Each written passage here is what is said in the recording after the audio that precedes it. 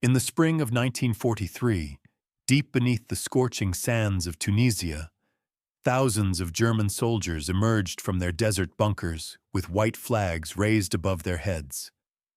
These were the remnants of Erwin Rommel's once mighty Afrika Korps, starved of supplies, surrounded by Allied forces, and finally forced to surrender after months of bitter fighting in the North African campaign. What these battle-hardened German soldiers could not have imagined as they laid down their weapons was that their capture would begin the most shocking journey of their lives, not because of the horrors they expected to face as prisoners of war, but because of the abundance they would discover in a land they had been taught to view as their mortal enemy. When I was captured, I weighed 128 pounds, 58 kg. After 2 years as an American POW weighed 185 kg. I had gotten so fat you could no longer see my eyes. Within months, these same German prisoners would find themselves facing an impossible choice in American prisoner of war camps. It was in August or September 1944 when I stood in front of a shop in the POW camp at Fort Lewis, considering what to buy first: an ice cream or a bottle of Coca-Cola. The last ice cream I had been able to buy in Germany was years ago, but Coca-Cola? Never before. This simple decision between ice cream and Coca-Cola would represent something far more profound than a mere snack choice. It would represent the collision between Nazi propaganda and American reality, between the myth of American weakness and the overwhelming truth of American abundance. The story of German prisoners of war in America during World War II is one of the most extraordinary and least known chapters in the history of the conflict. In all, 425,000 German prisoners lived in 700 camps throughout the United States during World War II. These men, who had marched under the swastika and fought for the Third Reich, would experience America not as conquerors, but as captives.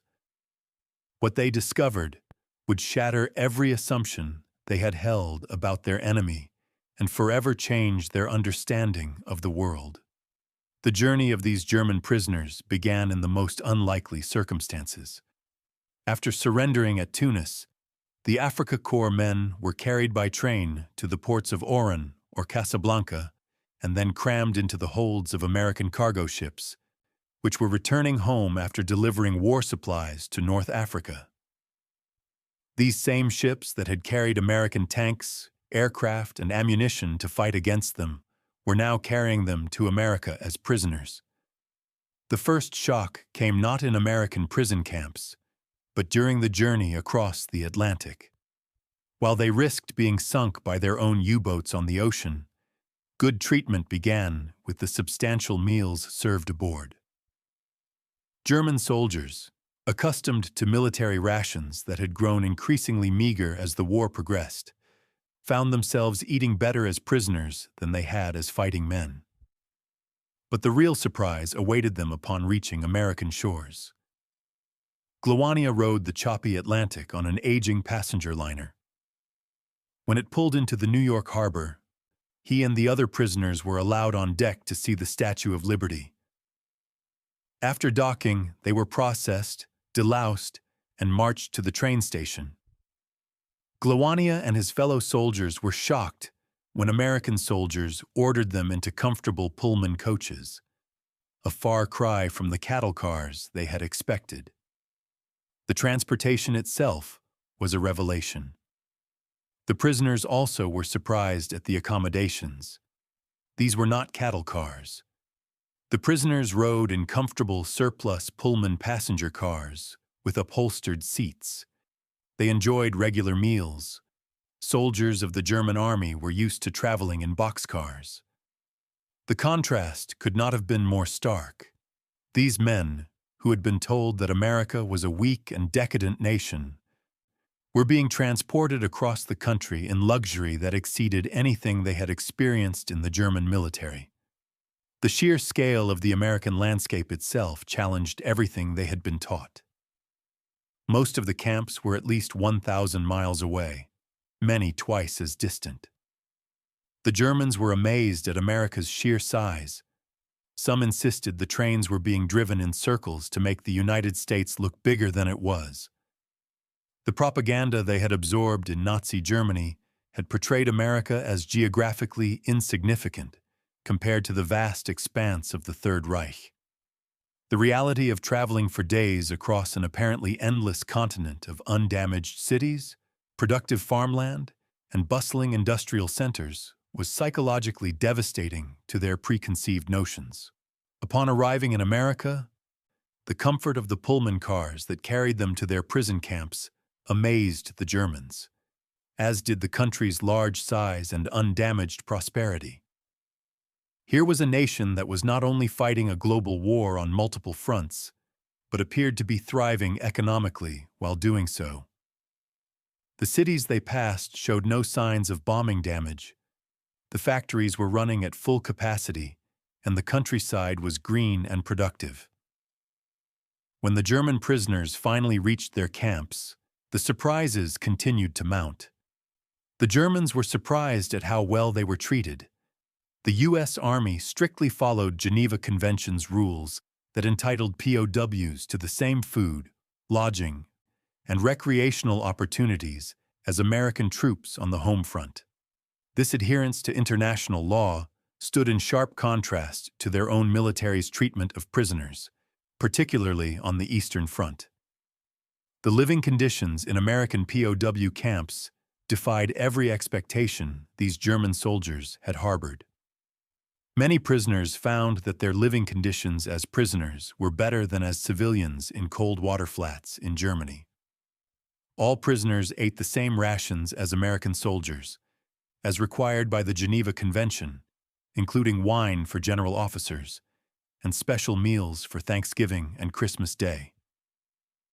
If experienced cooks were among the prisoners, the food might have been better than what their captors ate.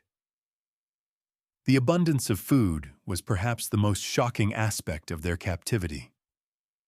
Unable to eat all their food, prisoners at first burned leftover food, fearing that their rations would be reduced.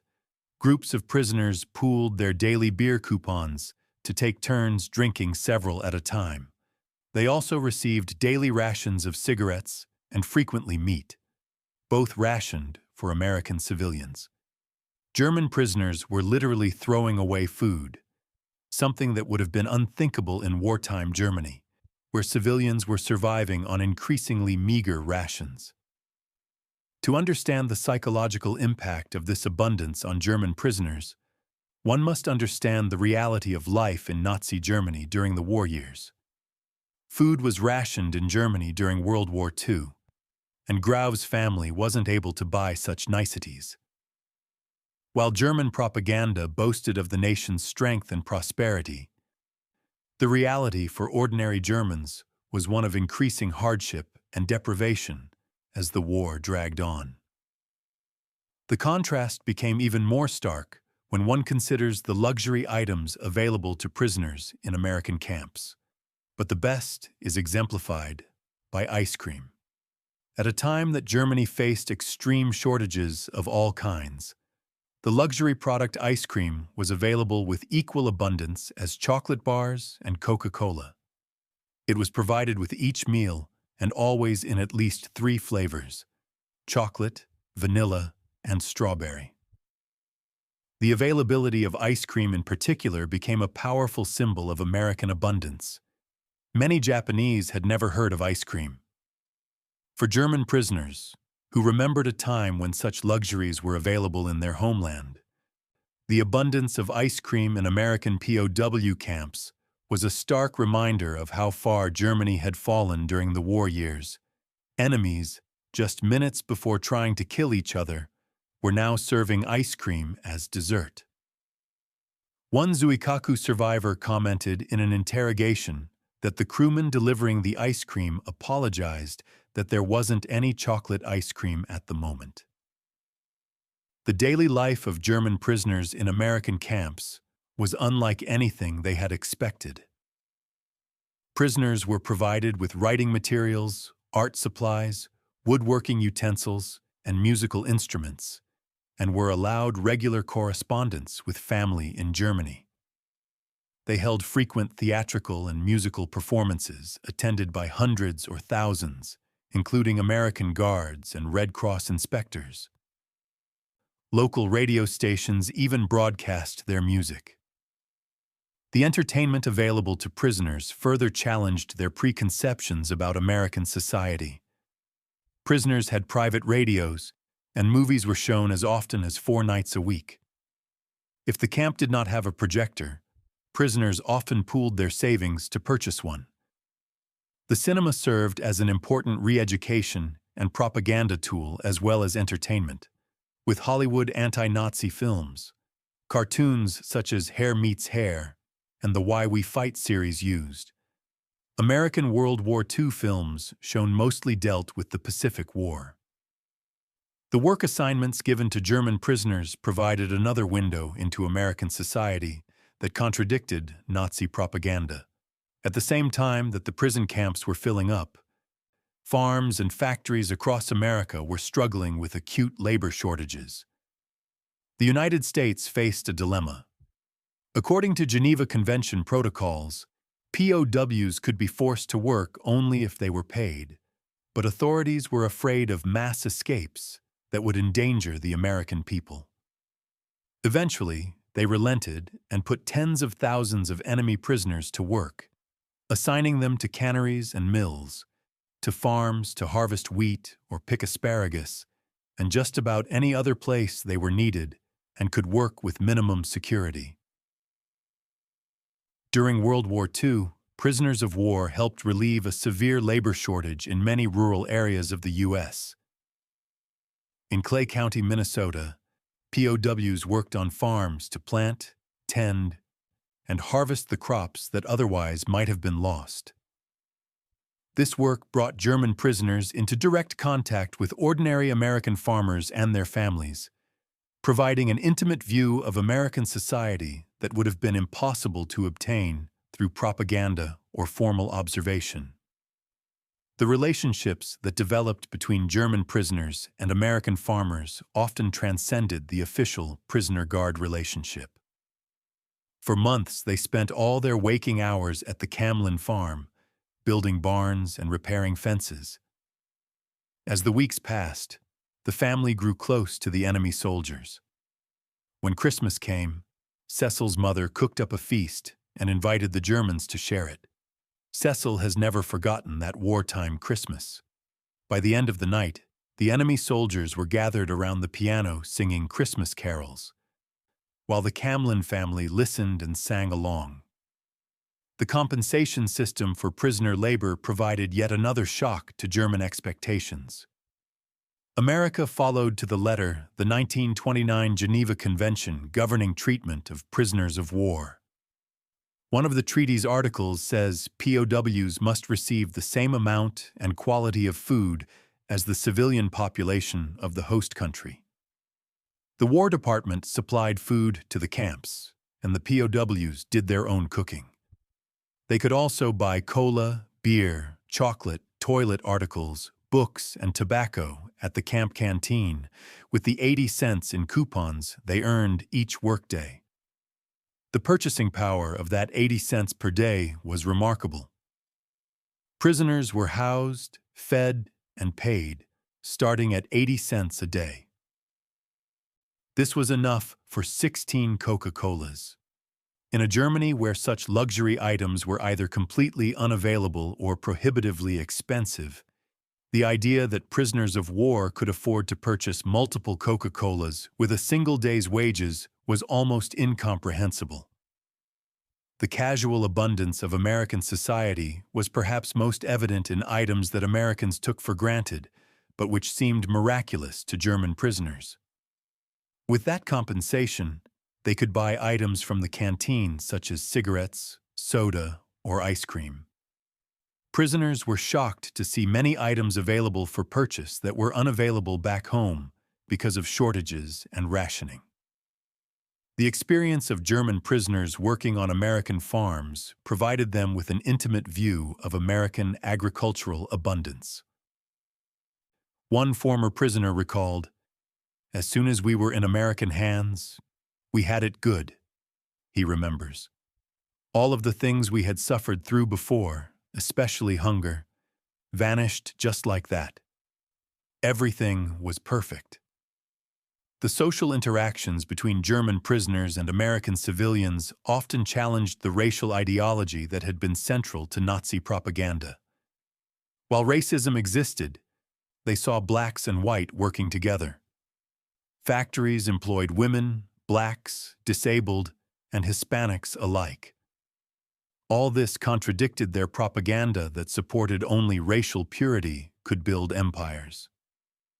The sight of a diverse American workforce cooperating to produce the material abundance that surrounded them was a powerful refutation of Nazi racial theories. The educational opportunities provided to German prisoners represented another aspect of American treatment that exceeded their expectations. Education and cultural activities were encouraged within the camps. Many prisoners took advantage of classes in English, mathematics, and other subjects, while others participated in theatrical productions, musical performances, and sports. Religious services were also provided, with chaplains assigned to cater to the prisoners' spiritual needs. These activities helped maintain morale and occupied the prisoners' time, reducing the likelihood of unrest. The formal re-education program instituted by American authorities exposed German prisoners to literature and ideas that had been banned under the Nazi regime.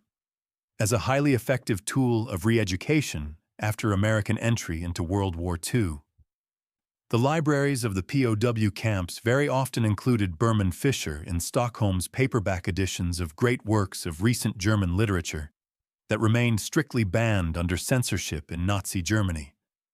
Particularly in demand among POWs were Exilliteratur by anti-Nazi refugee writers, such as Erich Maria Remarque's All Quiet on the Western Front, Thomas Mann's Zauberberg, and Franz Werfel's The Song of Bernadette.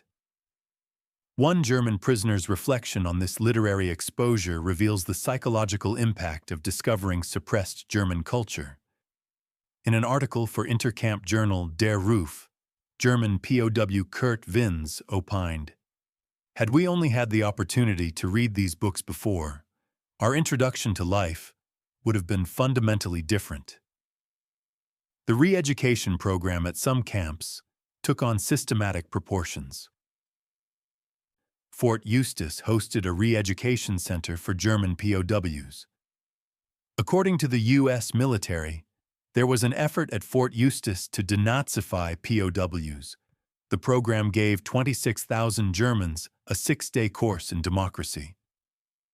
Re-education could cover everything from watching footage of concentration camp liberations, to English classes, to spreading racist anti-Japanese propaganda. For many German prisoners, the revelation of Nazi atrocities came as a profound shock.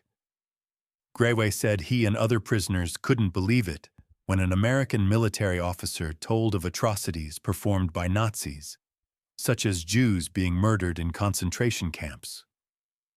The comfortable conditions of their captivity in America stood in stark contrast to the horrific treatment of prisoners and civilians by their own government. The recreational opportunities available to German prisoners further emphasized the abundance of American society. The Germans ate heartily, played soccer, watched movies, painted landscapes, and even produced plays. Some American civilians began to complain about the apparently luxurious conditions. In fact, some Americans complained the camps were too comfortable, a Fritz Ritz. But the United States wanted to set an example for the world through its treatment of prisoners, and hoped its enemies would treat captured Americans just as well in return. The psychological transformation that many German prisoners experienced in American camps was profound and lasting. The abundance they witnessed challenged every assumption they had held about American society and the Nazi worldview. Those making it to America, notably German prisoners, didn't have to be told anything. They could see the abundance. They worked the farms, not as slave labor. Field hands ate lunches together. Farmers often invited prisoners for Sunday dinners. The integration of German prisoners into American agricultural communities often led to relationships that extended far beyond the official prison camp structure.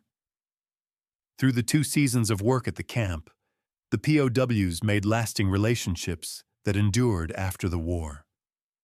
Several former prisoners wrote to Peterson, Horn, and other locals after they had returned to Germany to request help with becoming American citizens. Many expressed gratitude for the treatment they received during their time at the camp. One soldier noted that he had learned about Americans and American politics and would remember the farm where he had worked. The escape rate among German prisoners in America was remarkably low, particularly when compared to the treatment they might have expected as prisoners of war. Of the tens of thousands of POWs in the United States during World War II, only 2,122, less than 1%, tried to escape, and most were quickly rounded up. This low escape rate can be attributed not only to the geographic isolation of the camps, but also to the relatively comfortable conditions and fair treatment that prisoners received. The physical transformation of German prisoners during their captivity in America provided perhaps the most striking evidence of the contrast between American abundance and German wartime privation. The testimony of former prisoners speaks volumes about their nutritional condition when captured versus their condition after months or years in American camps. The weight gain experienced by German prisoners was so dramatic that it became a source of amazement to the prisoners themselves. The variety and quality of food available to German prisoners exceeded not only their expectations, but often the rations available to American civilians under wartime rationing. After days of no food and water, Goltz and his fellow prisoners were treated to a first meal in the ship's mess of sausage, mashed potatoes, white bread, and a cup of coffee. It did little to curb their hunger. The prisoners queued a second and third time. Finally, the mess officer yelled, "What the hell is going on here? We only have 800 German prisoners on board, and 8,000 have eaten." The cultural exposure that German prisoners received in American camps extended far beyond formal re-education programs. As a POW in America, Goltz tasted his first Coca-Cola, met comedian Red Skelton, watched Mickey Mouse at the cinema, and heard jazz music for the first time. Along the way, he learned English, a skill that led him to a long career with the German Foreign Service. These cultural experiences provided prisoners with an understanding of American society that would have been impossible to obtain through formal study or propaganda. The leisure activities available to German prisoners further demonstrated the abundance and sophistication of American society. The fact that prisoners could not only watch movies, but could pool their resources to purchase their own projection equipment, spoke to both the quality of their treatment and the earning potential of their labor. Funk stated that nobody could become bored as a prisoner. The comparison between the treatment of German prisoners in America and the treatment of American prisoners in Germany became a source of tension for some returning American servicemen. There are volumes of documents and photos of the conditions and lives of POWs from all sides of the war, and I can absolutely state that no personnel from the U.S. that I have talked to has ever talked to the glowing, culinary, lavish lifestyle led by American POWs in Germany during World War II. In fact, several that made it a point to familiarize themselves with the subject became dismayed at what was afforded Axis POWs compared to the conditions and foodstuffs provided to them. The economic impact of German prisoner labor on American agriculture and industry was significant.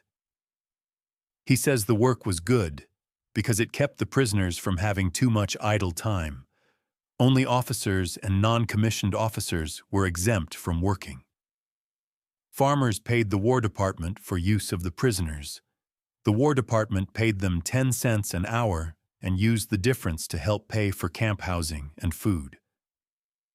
This system not only provided essential labor for American farms and factories, but also helped offset the costs of maintaining the prisoner camps. The relationships that developed between American guards and German prisoners often evolved beyond the typical captor-captive dynamic. On one occasion, he needed to visit a neighboring base where there were German POWs. At 9 years old, my only experience with German soldiers was in newsreels at the movies, where they were always marching, and we believed they were monsters. While waiting in the car with my mom in the car that day, a group of POWs were marched past us and didn't goose-step as we always saw them do on screen. I remember saying to her, "Mama, they're just like real people." And her reply was that they were real people, just from another country. I was shocked. Shortly thereafter, we were transferred to Farragut Naval Training Station, also in Idaho, which housed a contingent of POWs, some of whom waited table in the officers' club. We soon made friends with one prisoner in particular, and after they were sent home, he corresponded with my folks for several years, and my brother visited him while on a trip to Germany. The transportation infrastructure that German prisoners witnessed during their journey to camps across America provided another shock to their preconceptions. The vast network of railways, highways, and industrial facilities. They observed contradicted Nazi propaganda about American weakness and industrial incapacity. The prisoners could see firsthand that America possessed the transportation and industrial infrastructure necessary to wage war on a global scale while maintaining civilian abundance. The diversity of prisoner camp locations across America exposed German prisoners to the full range of American geography and culture. By the war's end in 1945, approximately 511 camps had been established in 45 states, with the largest populations concentrated in Texas, California, and the Midwest. This geographic distribution meant that German prisoners experienced America not as a single monolithic culture, but as a diverse nation with regional variations in landscape, agriculture, and social customs. The seasonal nature of agricultural work brought German prisoners into extended contact with American farm families during critical periods of planting and harvesting. About 12,000 POWs were held in camps in Nebraska. They worked across the road from us, about 10 or 11 in 1943, recalled Kelly Holthus, 76, of York, Nebraska. They stacked hay, worked in the sugar beet fields, did any chores. There was such a shortage of labor. This intimate involvement in American agricultural life provided prisoners with detailed knowledge of American farming techniques, land productivity, and rural social customs. The challenge of guarding and managing 425,000 German prisoners across the United States required innovative approaches to prison administration. There were insufficient American guards, especially German speakers. They mostly supervised the German officers and NCOs, who strictly maintained discipline. After an American guard who had fought in the Battle of the Bulge killed prisoners in Texas, other guards were given psychiatric tests and removed from duty if necessary. The Germans woke their own men, marched them to and from meals, and prepared them for work. Their routine successfully recreated the feel of military discipline for prisoners. The honor system employed in some prisoner camps represented perhaps the ultimate expression of trust between captors and captives. Prisoners had friendly interaction with local civilians, and sometimes were allowed outside the camps without guards on the honor system. A level of freedom that would have been unimaginable under different circumstances. The repatriation process, beginning in 1945, proved emotionally complex for many German prisoners who had grown accustomed to American abundance. As the war ended in 1945, the process of repatriating German POWs began. Many prisoners expressed mixed feelings about returning to a devastated Germany, where cities lay in ruins and food was scarce. Some had developed an appreciation for American culture and wished to stay, though this was not an option. Repatriation was completed by 1946, and the experiences of the POWs left a lasting impression on those who had interacted with them. The contrast between the America they were leaving and the Germany to which they were returning could not have been more stark. By 1946, all prisoners had been returned to their home countries. The deprivations of the post-war years in Europe were difficult for the repatriated men. The Luetschens, who established a lively letter exchange with their POW farmhands, sent them food and clothing. The skills and training provided to German prisoners during their captivity were designed to help them participate in the reconstruction of post-war Germany. As the war's end neared, Germans were taught skills needed to rebuild their homeland: trade skills, construction, plumbing, logistics, and finance. They had been sold on American society, again, not by brainwashing, but by first-hand observation and participation. The long-term impact of the German prisoner experience in America extended far beyond the individuals who lived through it. For many former prisoners, their time in the United States shaped their post-war perspectives, influencing their attitudes toward democracy and international relations. The presence of German POWs in the United States during World War II offers a unique lens through which to examine the broader dynamics of war and humanity. Despite the underlying conflict, the treatment of these prisoners demonstrated an effort to uphold international norms and maintain a degree of civility amidst the chaos of war. Some former prisoners returned to America after the war as immigrants, bringing their first-hand knowledge of both German and American societies to bear on the challenges of post-war reconstruction and reconciliation. Others maintained correspondence with American families they had met during their captivity, creating lasting bonds that transcended national boundaries and wartime animosities. The psychological transformation experienced by German prisoners in America represented a form of ideological conversion that occurred not through coercion, but through exposure to a fundamentally different way of life. The abundance, diversity, and freedom they witnessed in American society provided a powerful counter-argument to Nazi ideology that no amount of propaganda could have achieved. The success of the American prisoner of war program during World War II established precedents for the treatment of prisoners that would influence international law and military practice for decades to come. The demonstration that enemy prisoners could be treated humanely while contributing constructively to the war effort provided a model that other nations would study and, in some cases, emulate.